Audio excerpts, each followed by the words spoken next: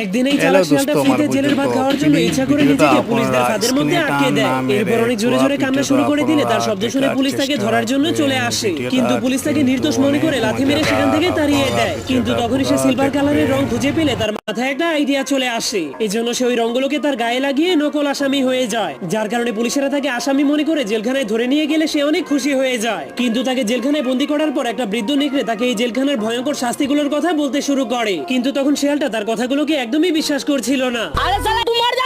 আমি বিশ্বাস করি না। এই জন্য বৃদ্ধ নেকড়েটা সবাইকে বাঁচানোর জন্য লোহার মাধ্যমে চাবি বানিয়ে সবাইকে জেলখানা থেকে মুক্ত করে দেয়। কিন্তু সেই পাগল শিয়ালটা জেলের সরকারি খাবার খাওয়ার জন্য নিজেকে আবারও জেলখানার মধ্যে বন্দী করে দেয়। কিন্তু এরপর সে যখনই দেখতে পায় পুলিশেরা তাকে কুপিয়ে মারার জন্য ধারালো কুড়াল নিয়ে তার দিকে আসতে শুরু করেছে, তখন সে অনেক ভয় পেয়ে জেল থেকে পালাতে শুরু করে দেয়।